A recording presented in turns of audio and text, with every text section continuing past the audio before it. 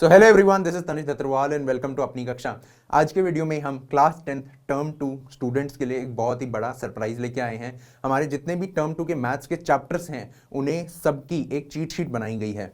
Cheat sheet क्या होता है भैया? थंबनेल में भी लिखा था बड़ा बड़ा, अभी आप बोल रहे हो ये होता क्या है चीट शीट? तो चीट शीट में हमने ट्राई किया है कि जैसे हमारे टर्म 2 में 7 चैप्टर्स आ रहे हैं तो उसमें हम हर एक चैप्टर को क्यों ना 1 से 2 पेज में कवर कर लें, जिसमें हमारे सारे फॉर्मूलेज हों डायग्राम्स के साथ, हमारे सारे कॉन्सेप्ट्स हों और कुछ डिफिकल्ट क्वेश्चन जो हर चैप्टर में होते हैं, किसी में कुछ, किसी में कम, किसी में ज्यादा, तो उन्हें सॉल्व करने के easy and fast method, tips and tricks बताई जाएंगी।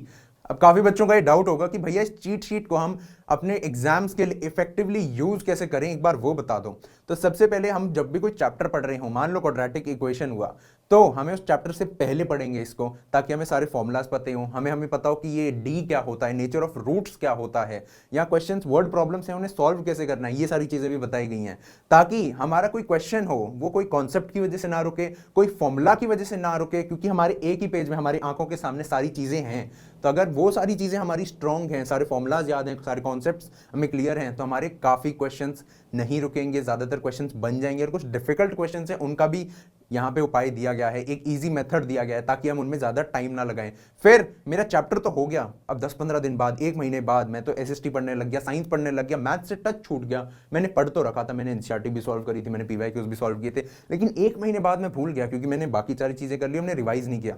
तो ये चीज वहां सबसे ज्यादा यूज में आती है कि आप कोई चैप्टर पढ़ लेते हो और फिर जब आप 10-15 दिन में उसके फॉर्मुलेज और उसमें जितनी भी सारी चीजें हैं, कॉन्सेप्ट्स हैं, वो देखते रहते हैं, तो वो चीज भूलते बिल्कुल नहीं है। हमें बस वो देखना होता है, वो एक ग्लिम्स मारना होता है। फिर एग्जाम से जस्ट 1 हफ्ते पहले जब हमने सारी चीजें कर रखी हैं, पेपर्स कर रखे हैं, एनसीईआरटी सॉल्व कर रखी है, वहां पे हम बार बार सारे फॉर्मूलाज को देख सकते हैं, सारे इंपॉर्टेंट कॉन्सेप्ट्स को देख सकते हैं, कुछ टिप्स एंड ट्रिक्स जो डिफिकल्ट क्वेश्चंस में लगती हैं, वो सारी चीजें हम सिर्फ आधे घंटे के अंदर रिवाइज कर सकते हैं, क्योंकि हमने इसे चैप्टर से पहले भी पढ़ा है, हमने चैप्टर के बाद भी इसे पढ़ा है, एंड हम इसे एग्जाम से पहले भी पढ़ रहे हैं। तो हमारा कोई भी क्वेश्चन हमें फॉर्मूला ना याद होने की वजह से नहीं रुकेगा, हमें कोई कॉन्सेप्ट क्लियर हो उसकी वजह से नहीं रुकेगा। यहां पे सबसे बड़ी स्ट्रेंथ है इस चीट शीट की। तो इसी के साथ चलते हैं।